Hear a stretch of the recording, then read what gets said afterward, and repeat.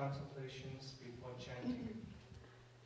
The Sangha is invited to come back to our breathing so that the collective energy of mindfulness can bring us together as an organism, flowing as a river with no more separation. Let the whole Sangha breathe as one body, listen as one body, chant as one body, transcending the boundaries of a delusive self, liberating us from the superiority complex, the inferiority complex, and the equality complex.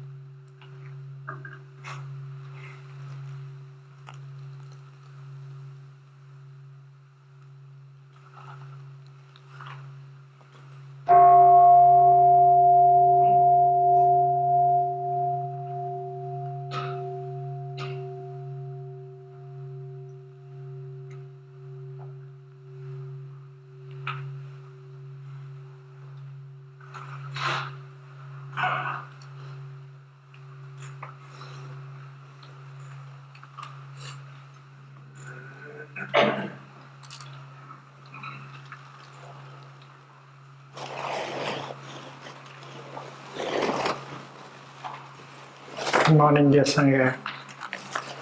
Today is Sunday, the 23rd of March, the year 2014, and we are in the still water meditation hall of the Upper Hamlet, Plum Village. Welcome to our second week of the spring session.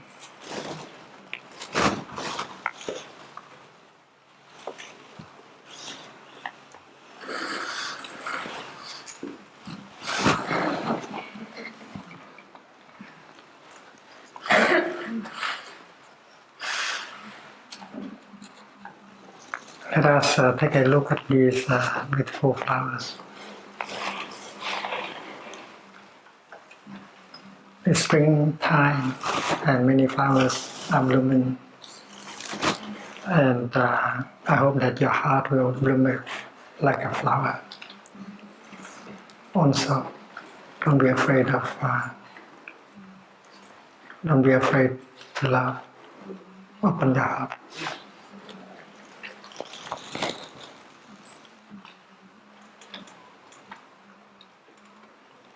When I look at something like a flower, I can see that it is a wonder. It's a true wonder of life. You cannot deny the fact that a flower is a wonder. And there are so many wonders of life around us.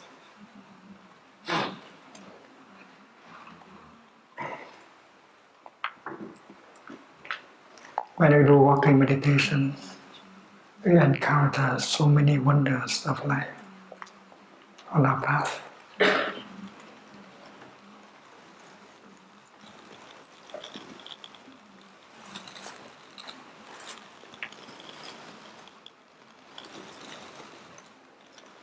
And we may like to ask where this wonder has come from. It is there.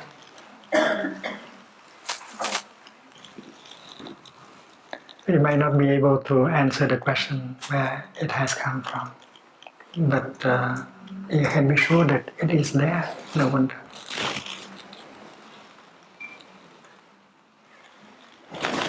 And the flower is looking at us also. You are looking at the flower, but the flower is kind of looking at us also. And it may say that we are a wonder. And in fact, we are wonders. Your body, first of all, your body is a wonder of life. And many biologists have been trying to understand the body. We have found out a lot about our body, and nobody can say that our body is a wonder.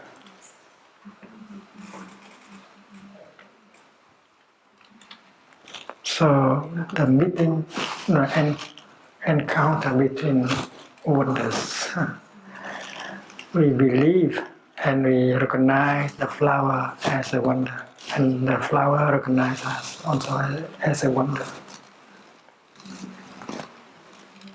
Do we have time in order to be with a wonder?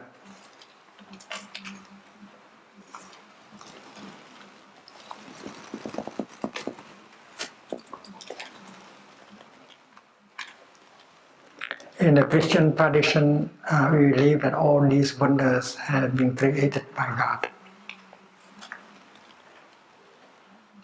Because we had that question where these wonders have come from. So we were looking, and finally we said God created these wonders. But in the Buddhist tradition, we don't speak of creation. So we have another kind of answer.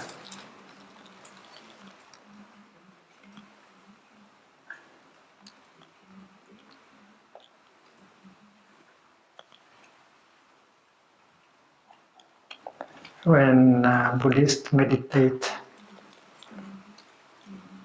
they look deeply and if they do well, they can get in touch with the nature of wonders. The nature of a flower, the nature of a cloud, the nature of a rock. And they found out that the true nature of things is the nature of no birth and no death.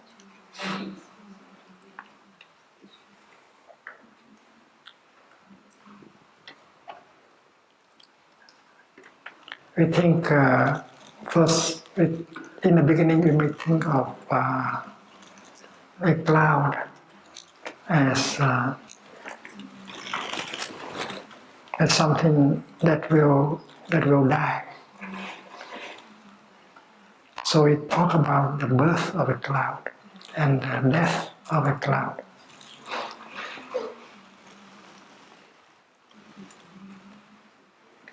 What does it mean, the death of a cloud? You look up at the sky and you do not see your cloud anymore. And you believe that your cloud is dead.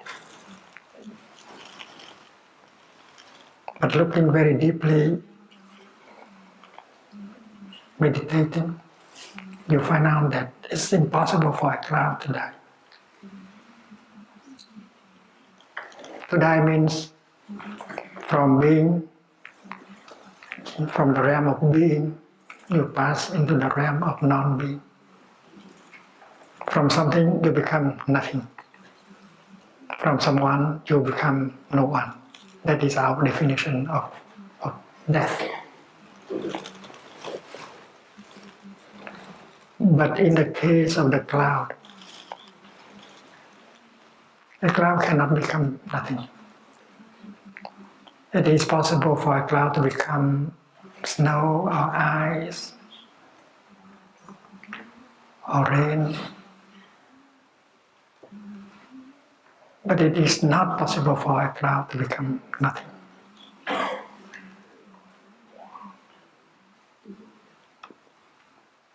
So we can conclude that a cloud never dies. Never die.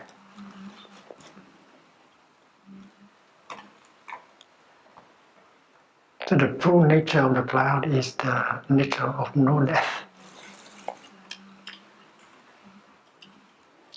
And if something that is not subjected to death, it is also not subject to birth. We can speak about the birth of a cloud. To be born, according to our thinking, is from nothing you become something, right? That is our definition. From the realm of non-being, you pass into the realm of being. That is our definition of birth. But if we look deeply, that is meditation. Meditation is to have the time to look deeply. You find out there is nothing like that. That is not There is nothing that can come from nothing. A cloud has not come from nothing. A cloud has come from the water in the ocean.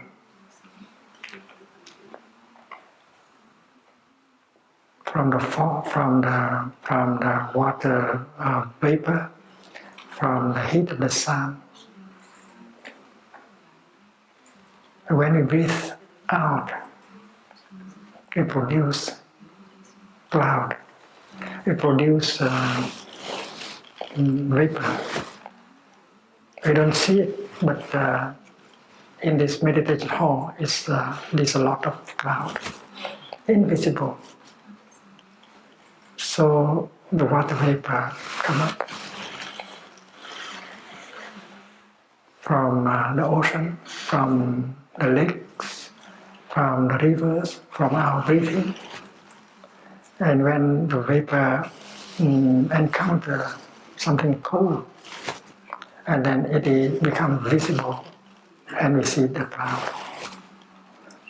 Here, I'm sure that you know that there are many clouds in our meditation hall, although they are invisible.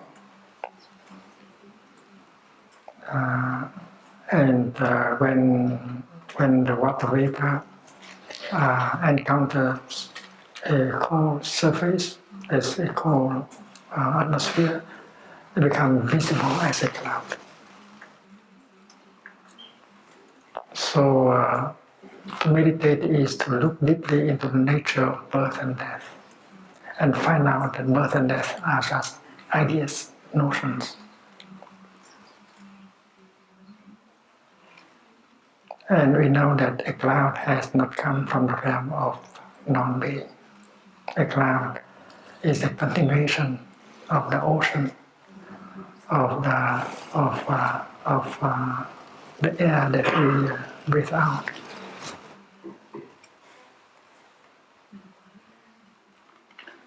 So a cloud is not subjected to birth and to death. And the same is true with our beloved ones. Nobody can die, including ourselves.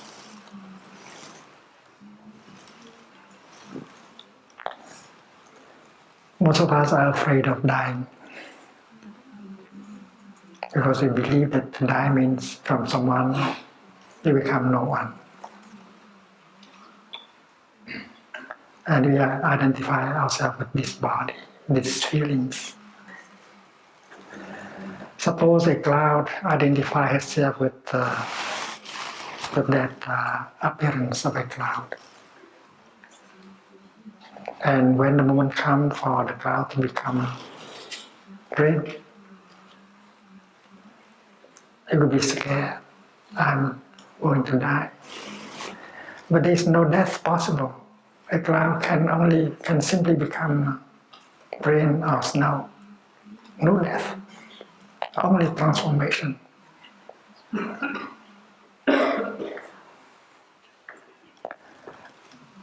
It manifests as a cloud and recognized as a cloud. But later on, it stops manifesting as a cloud and it begins to manifest as the rain or the snow. So in the Buddhist tradition, we prefer to speak about manifestation rather than creation. Something manifests and stop that manifestation in order to manifest otherwise. So manifestation after manifestation, there is no death.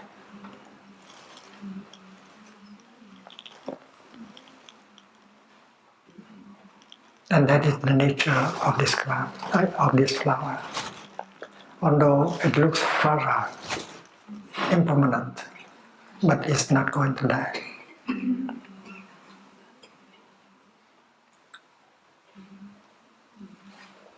We know that during winter time, everything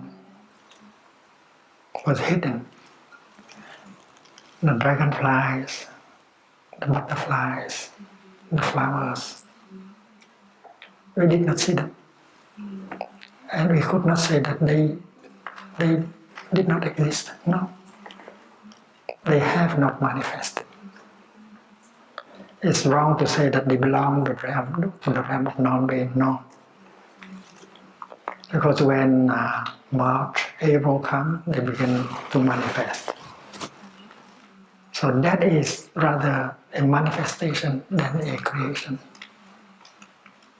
And you are a creation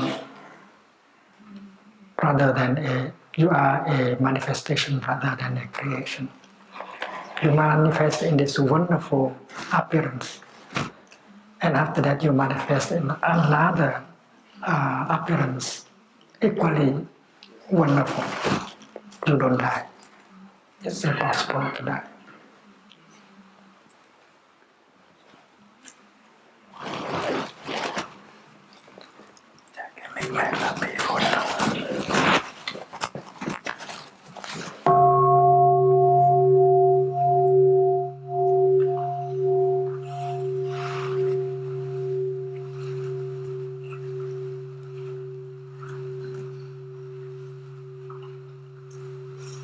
The scientists, they also spend time to look deeply. They meditate in their way, in their own way. They look, and they have found very much the same thing. They have found that the nature of matter and energy is the nature of no birth and no death. You cannot destroy matter. You cannot destroy energy. You cannot produce matter. You cannot produce energy. If you look, you see that matter can become another kind of matter. And matter can become energy. And energy can become another kind of energy. And energy can become matter. They go around like that. They continue that transformation, manifestation, and nothing dies. The French scientist Lavoisier, he said it very clearly, nothing is born, nothing dies. Rien ne se crée, rien ne se perd. And you know that he is not a Buddhist.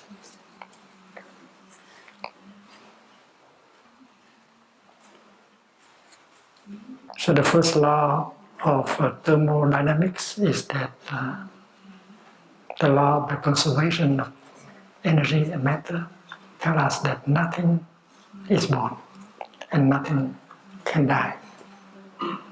So scientists and practitioners of meditation, they agree with each other that the nature of things is the nature of no birth and no death. And if you touch your nature of no birth and no death, you remove all fear. And you begin to enjoy. Birth and death are rather notions, ideas, than reality. And as we are used to define that to be born means from the realm of non-being, you pass into the realm of being. And in order to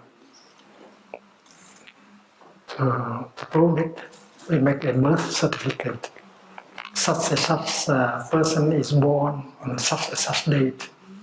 And to say that this person has come from the realm of non-being into the realm of being, and his name is so and so. And when a person died, well, we need also a certificate of death. This person has passed into the realm of non-being. So the notion of birth and death is linked to the notion of being and non-being. L'être et le non-être, l'être et le néant. And these notions scare us, make us suffer a lot.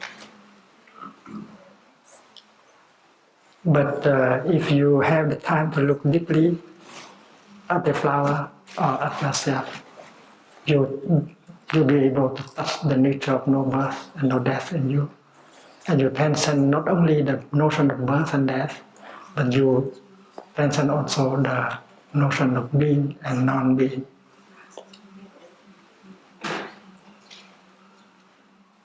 And you know that to be or not to be, that is not the question. Because being and non-being are only notions. Reality transcends both notions of being and non-being.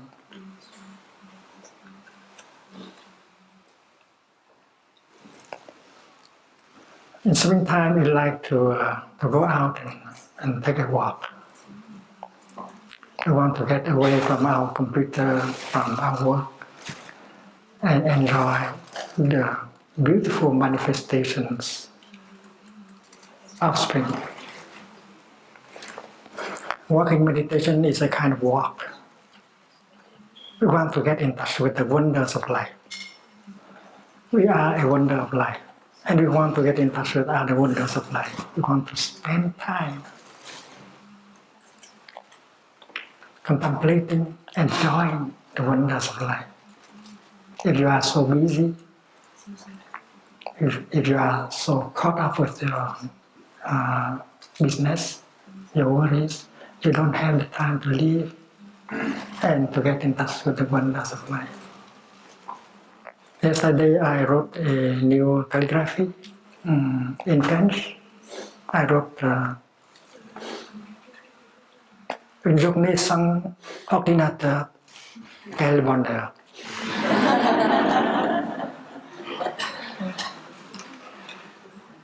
A day without a computer. It's a happy day. How lucky I am. How happy I am.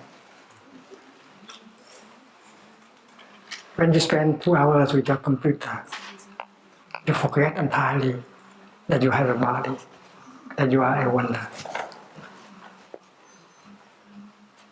You are caught in your work. You do not have the awareness that you are a wonder, that everything else around you are wonders. So taking a walk, doing walking meditation is to go back and to touch the wonders of life in ourselves and around us.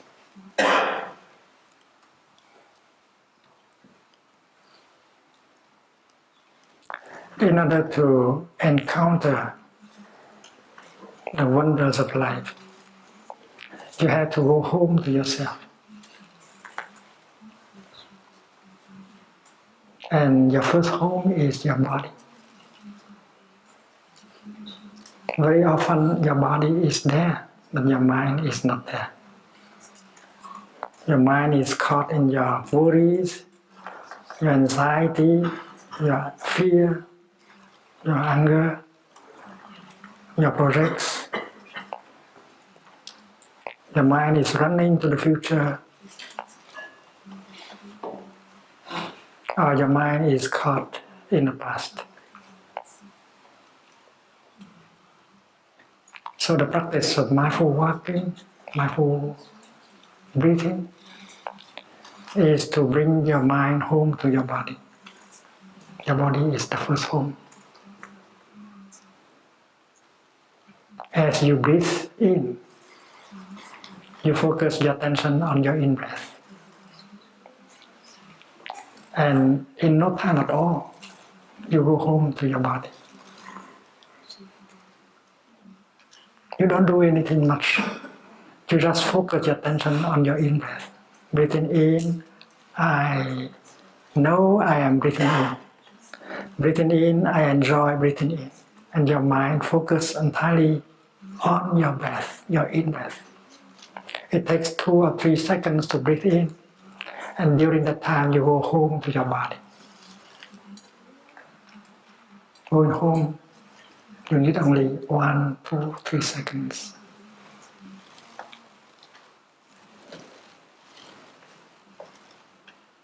And when body and mind are together, you are home. You are established in the here and the now. The address of your home is here and now. Home. And only in the here and the now that you can touch the wonders of life. If your mind is caught in the future or in the past, you are not there in order to touch the wonders of life. You have an appointment with life. And that appointment is in the present moment. If you miss the present moment, you miss your appointment with life, which is very serious. And therefore, you can practice mindful breathing in order to go back to the present moment. And when you take a walk, every step you make also bring you home to the present moment. So meditation in the Buddhist context is first of all to go home to the here and the now and to be alive. To be alive and to be in touch with the wonders of life that are available.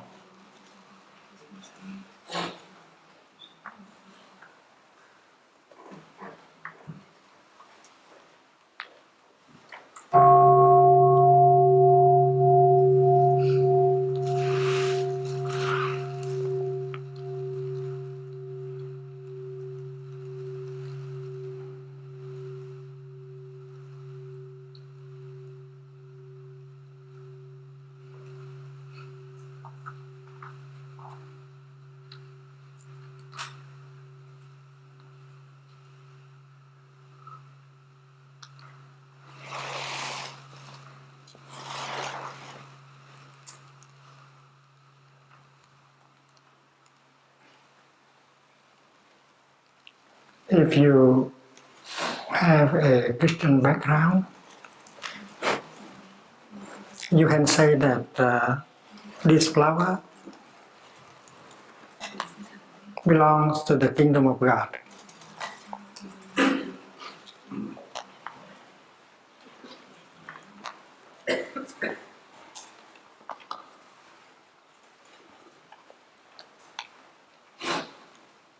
And in the Buddhist tradition, we say this flower is a manifestation from the Dharma Kaya.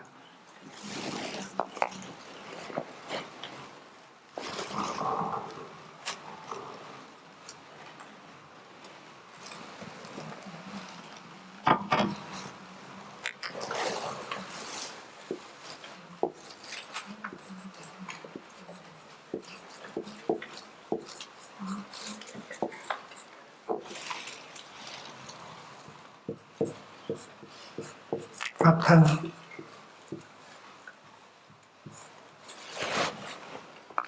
The word Dharma means things, phenomena, like a flower, a cloud.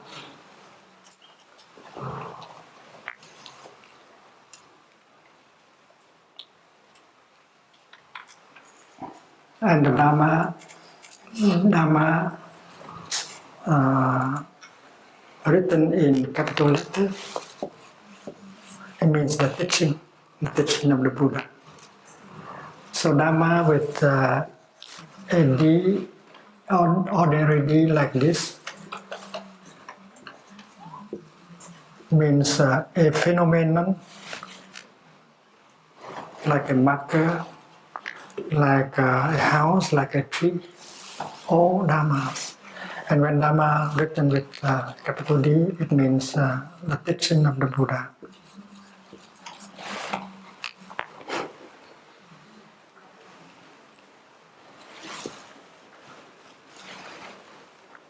And there is a word, Dharma,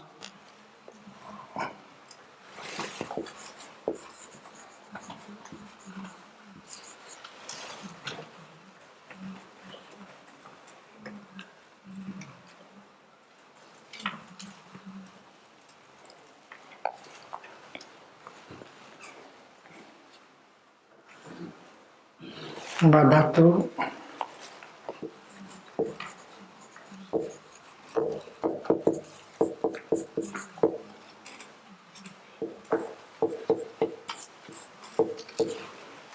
realm of the Dharma, the realm of all phenomena.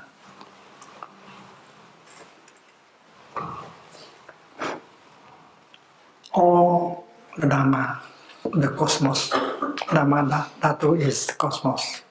It comprises of all phenomena, or Dharma Dhatu.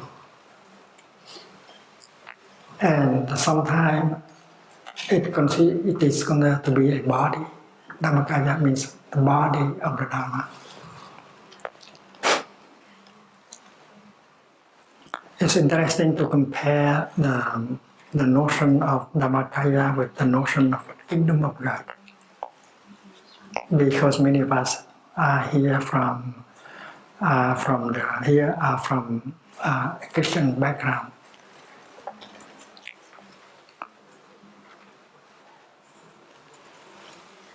During the time of the Buddha, people practice taking refuge in the Buddha, the Dharma, and the Sangha. The Buddha is the teacher, the Dharma is the teaching, and the Sangha is the community that carry the teaching. Sangha is the community that apply the teaching in the daily life. And a practitioner has three bodies.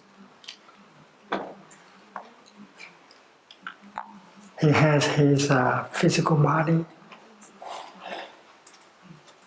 but he has also his Dharma body. Because his Dharma body is his practice.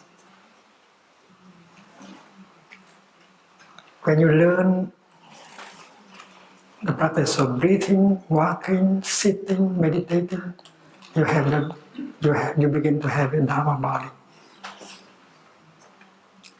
That is our spiritual dimension. If you have a practice, if you have a spiritual practice, and then you can encounter the difficulties of life. You know how to handle a feeling of fear, anger, distress. You know how to overcome obstacles, difficulties in your daily life. You need a practice, a spiritual practice, and that is the Dhammakaya. Dhammakaya.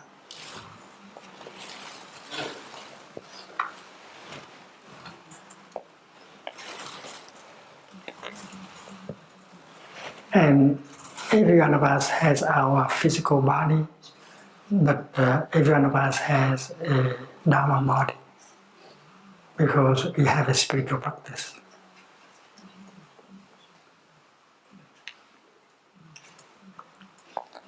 And then, in order to practice well, we need another body, which is a Sangha body. We need a community.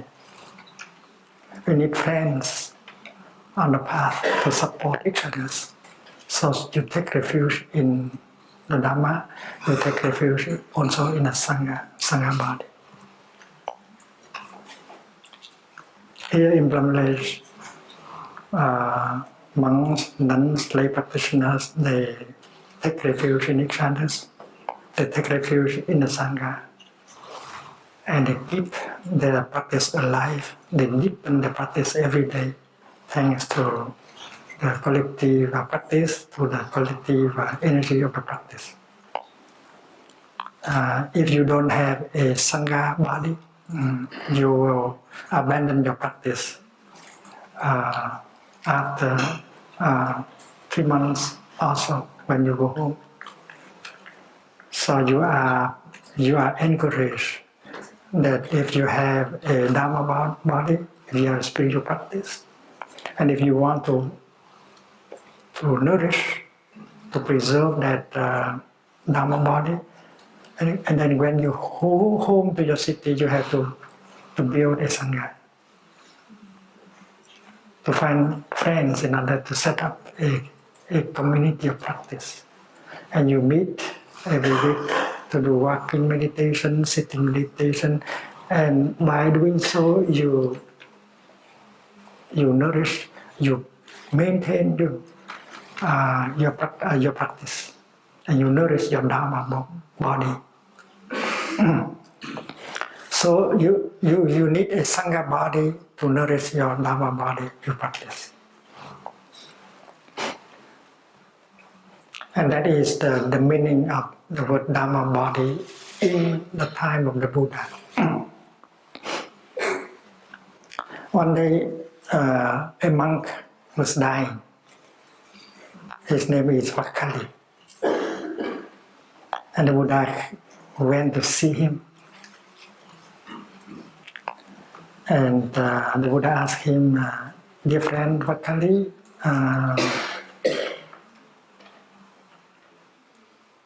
how do you feel in your body?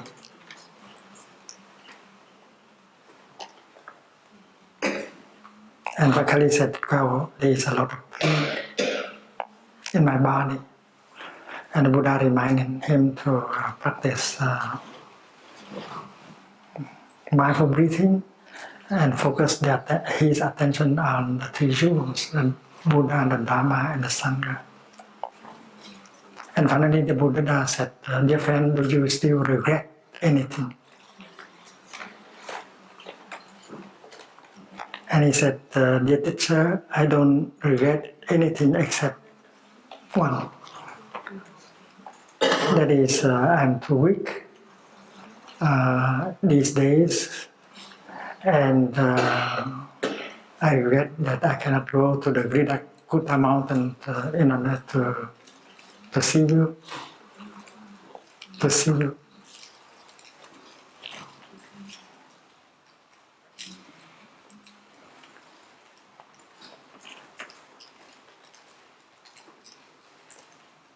Vakali in the past had been an attendant of the Buddha.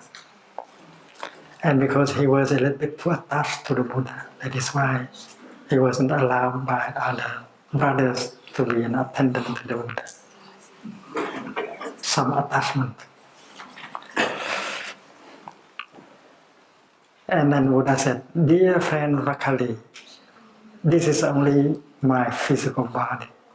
This physical body of mine will disintegrate a number of years later. You already have my Dharma body. My Dharma body is always with you. It's important. This physical body is not important. So at the time of the Buddha, there is already the distinction between the physical body and the Dharma body. The essential is that you get the Dharma body of the Buddha, and his physical body is impermanent. You should not be attached to a physical body. If you have already the Dharma body, you can continue to nourish your Dharma body. So that is the meaning of the word Dharma body in the time of the Buddha. But later on, the word Dharma body has another meaning. Especially in Mahayana Buddhism.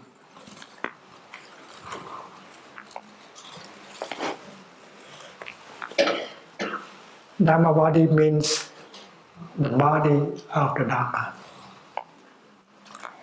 And the Mahayana Sutras, where you read that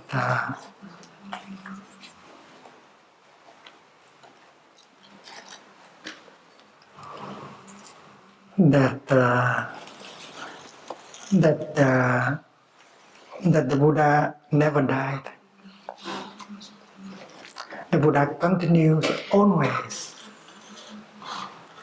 in many forms, and including this flower. This is a continuation of the Buddha.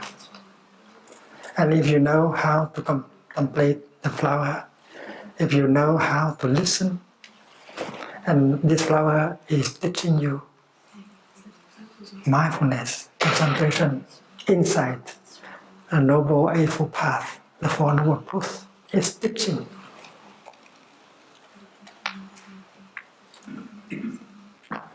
It's teaching you impermanence, no self, interbeing.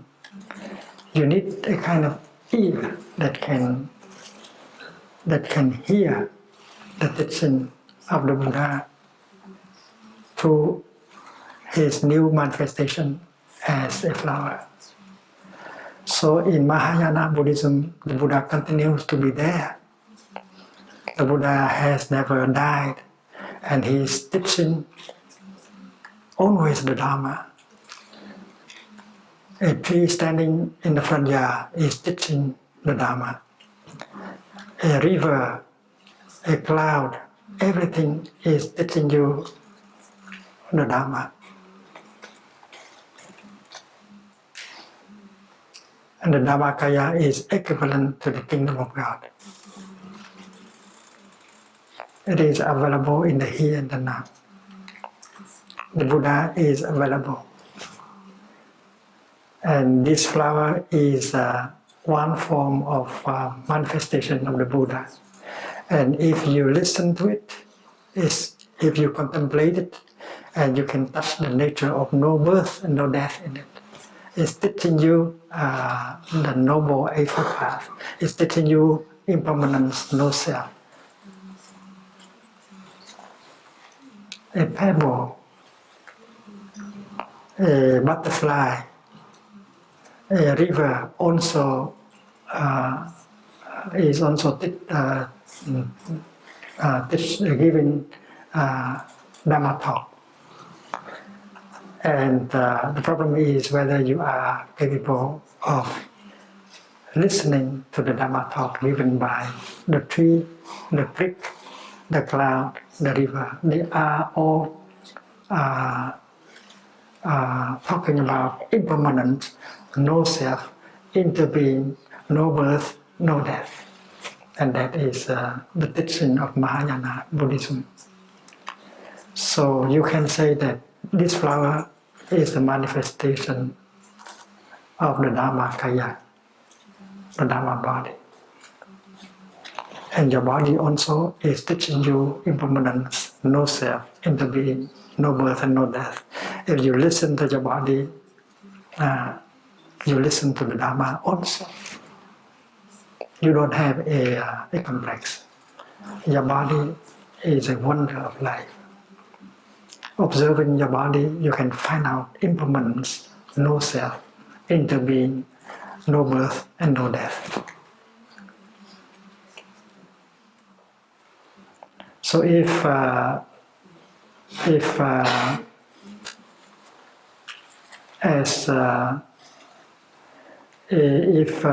you have a Christian background, you can say that this flower belongs to the kingdom of God.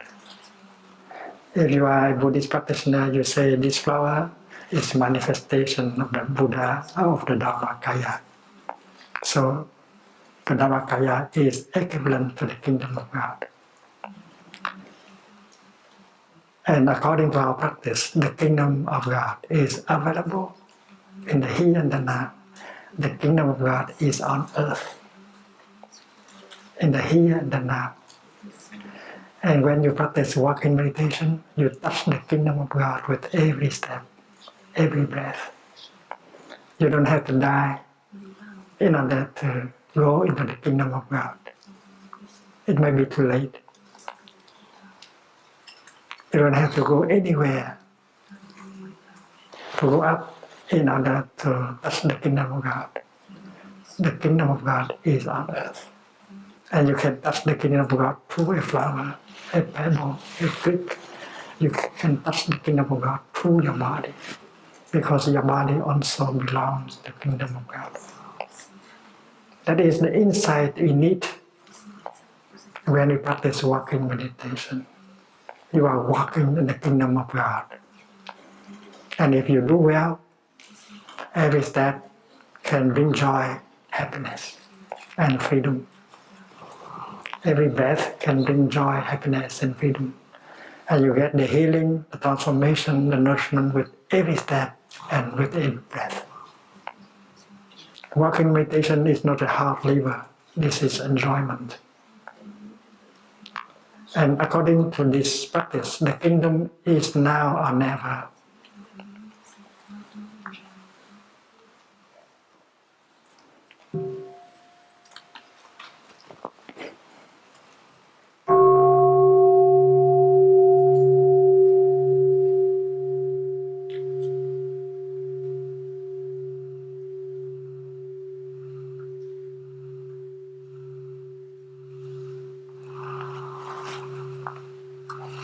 In the kingdom of God, there is sunshine, but also there is rain. Last year, when we were in Hong Kong, we practiced walking meditation with 1,300 people, and it rained, and everybody brought out their umbrella. I enjoy the kingdom of God in the rain. So not only the kingdom is beautiful when there is sunshine, but also there is rain. So after this Dharma talk, we shall go out and enjoy the kingdom together. And with every breath, with every step, you can get in touch with the kingdom. And if you know how to bring your mind home to your body and establish yourself firmly in the present moment, every step will help you to touch the kingdom of God, the Dharmakaya of the Buddha.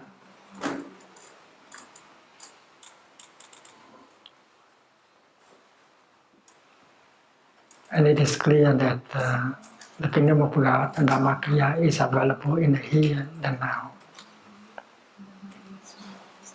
The problem is whether you are available to the kingdom or to the Dharmakaya.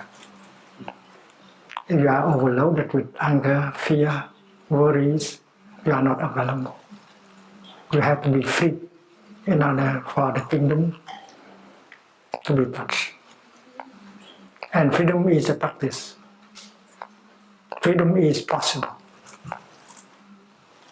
When you breathe in mindfully and focus your attention only on your in-breath, nothing else, you let go of everything else.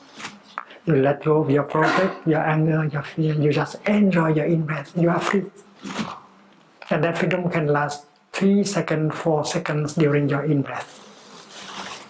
And you can maintain that freedom longer by focusing your attention on your out-breath. Freedom with your in-breath, freedom with your out-breath, freedom with your in-breath again, with your out-breath again. And you can maintain that state of freedom as long as you wish. Then if you are walking, and then one step making like that, one step made like that, bring you home to the here, the now. And you release the past, you release the future, and you are free. So this practice is the practice of freedom. Freedom from the past, freedom from the future, freedom from your worries, from your pleasure projects. And that freedom allows you to be in the here and the now, for you to touch the kingdom of God, the Dharmakaya with all the wonders. It's simple enough, everyone can understand that. And if you do walking meditation with that insight, every moment, every step can be a joy, can be happiness. And later on we cannot say that nobody tell me, nobody has told me that the kingdom of God is there and we should be there to enjoy.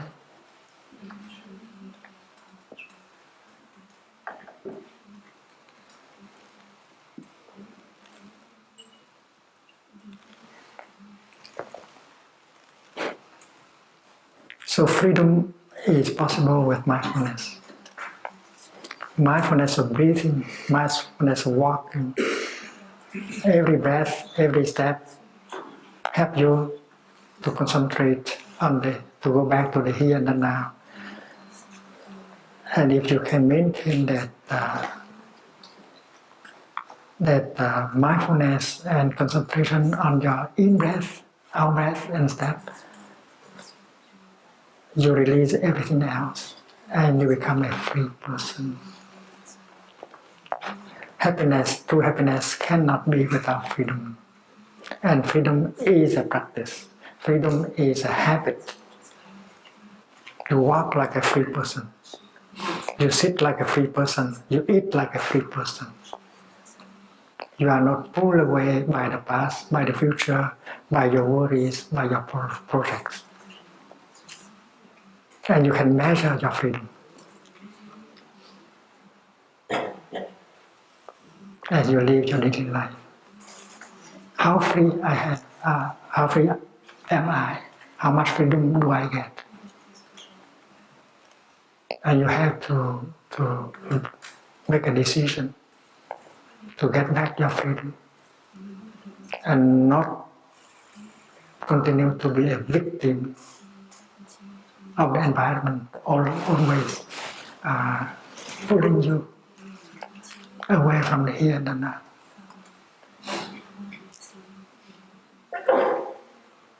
We long for something.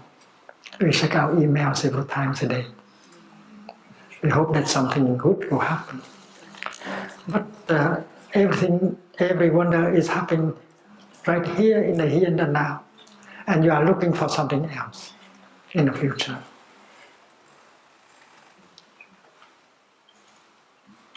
So it's time for us to stop and train ourselves how to live. Mindfulness and concentration are generated by our practice of breathing and walking. And it allows us to live deeply every moment that is given to us to live. Waking up in the morning, you smile. You breathe and you say that I have 24 brand new hours to live. That's a great gift for life. I'm not going to waste these 24 hours. I will live with freedom. I will keep myself in the here and the now and live each moment that is given to me to live deeply, and I enjoy. I enjoy every breath. I enjoy every step. I enjoy everything I look at. The flower, the sky, the trees, the people around me. Freedom allowed us to do so. And it may be useful to ask ourselves, how much freedom do I have in order to live my life? And we may ask our partner, how can we have more freedom? Tell me, can you support me, darling, to have more freedom so that I can live more deeply my life?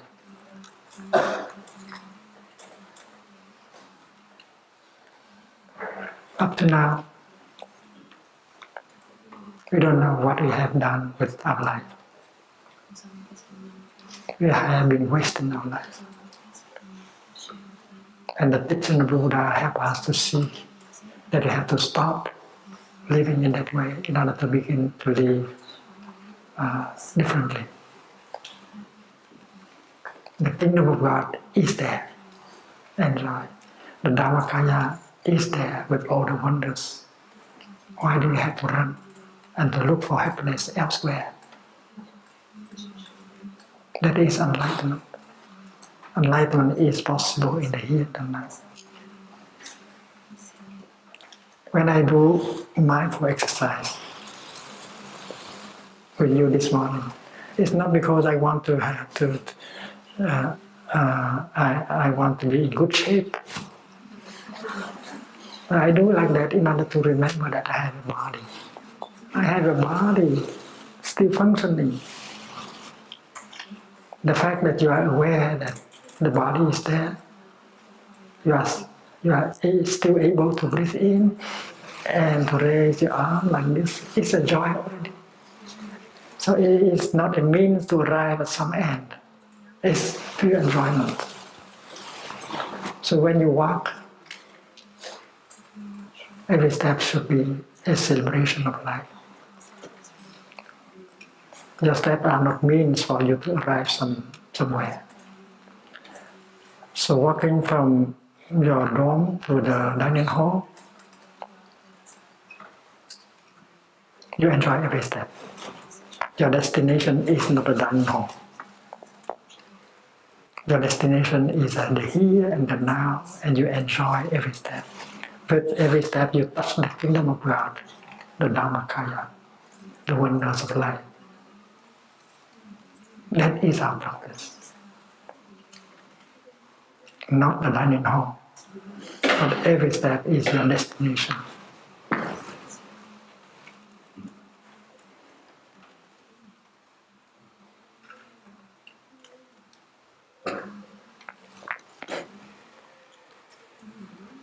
I have arrived, I am home. That you can use, these words you can use during sitting meditation or walking meditation. I have arrived in the here and the now. My home is in the here and the now.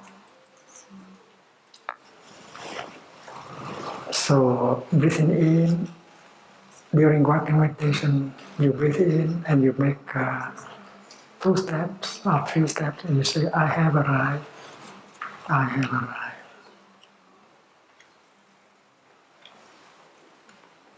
And make sure that you arrive. When you arrive fully in the here and the now. Your mind does not wander anymore because you are focusing your attention on your in-breath and the contact between your foot and the ground and the kingdom of God.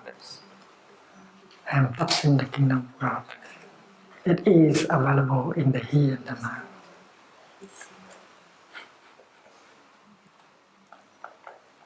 With some training, you will arrive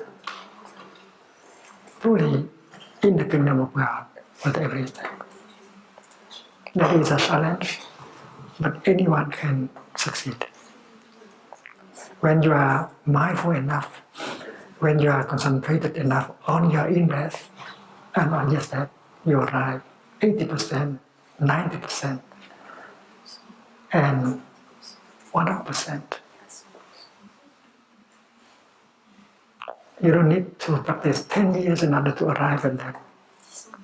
Maybe the first hour of time, you can already taste the kingdom of God, the arrival in the here and the now with every step.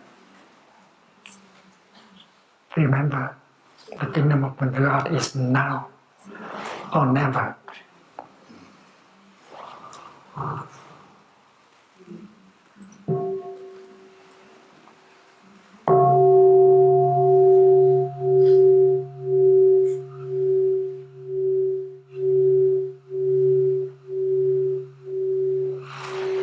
The song goes like this: I have arrived, I am home. So I practice, I have arrived, arrived, arrived, I am home, home, home, home. The in-breath is always shorter than the out-breath. So when you make 2 steps while breathing in, you can make 3 steps while breathing out.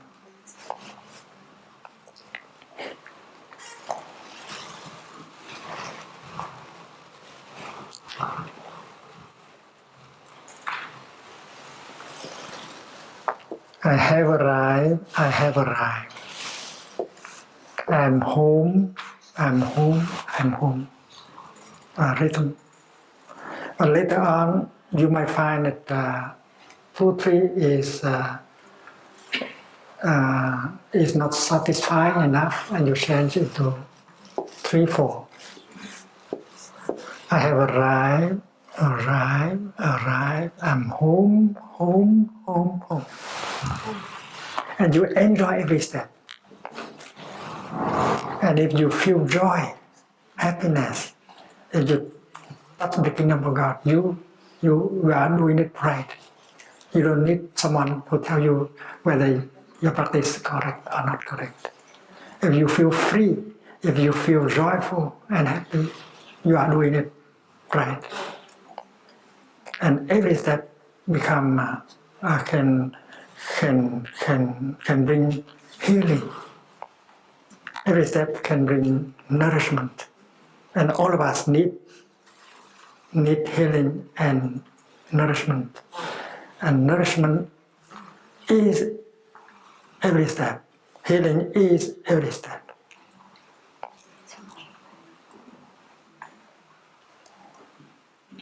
There is no way to healing. Healing is the way.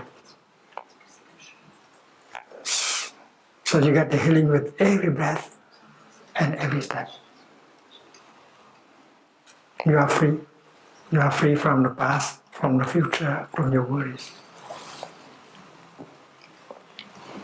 I have arrived, I am home. In the here, in the now, which is the same. The here, the now is just the address of your home. I am solid, I am free. I am solid means I am not being pulled away by my thinking, the past or the future. I am fully established in the here and the now. That means solidity. So every step cultivates solidity, stability and solidity, which are the foundation of happiness. I am solid. I am free. You are free because every step brings you to the here and the now, so that you can touch the wonders of life.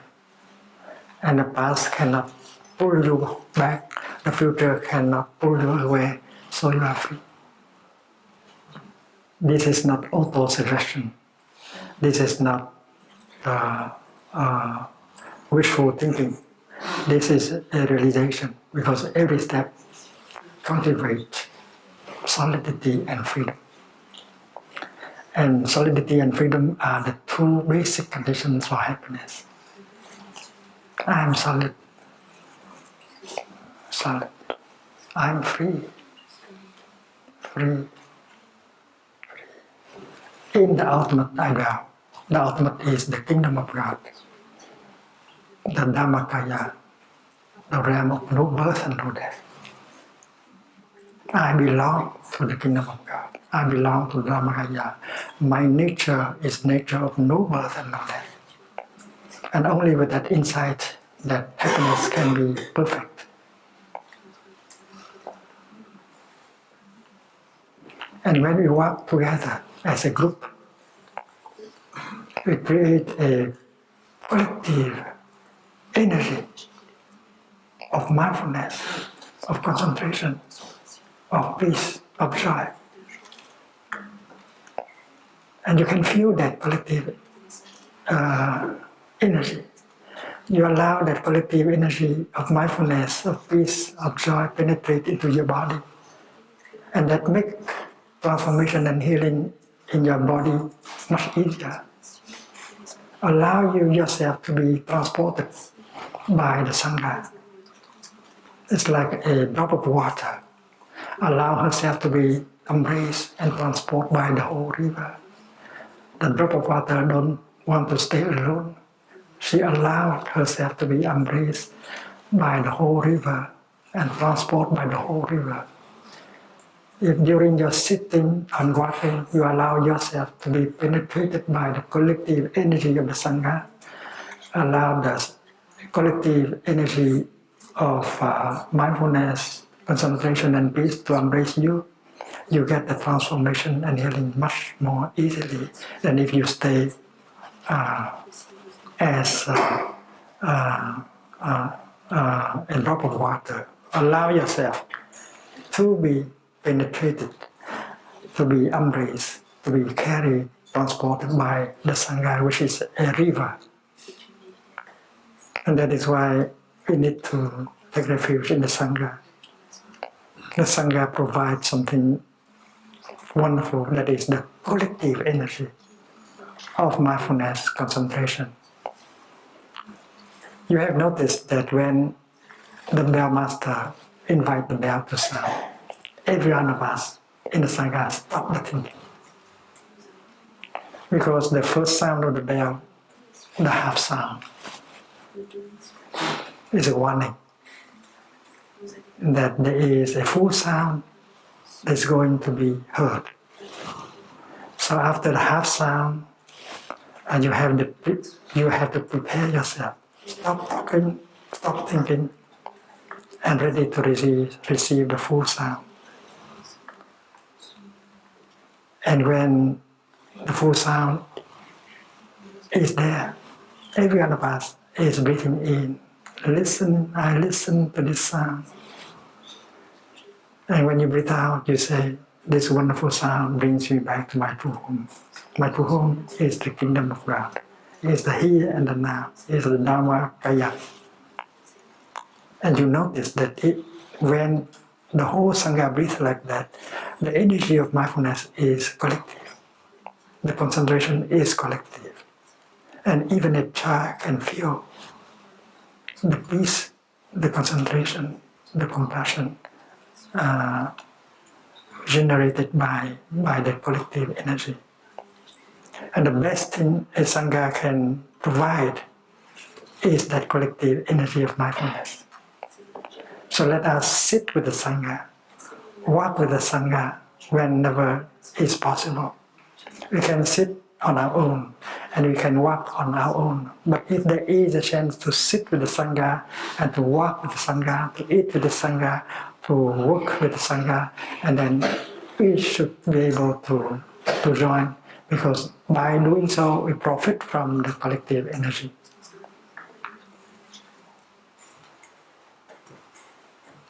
It's sunshine, some sunshine.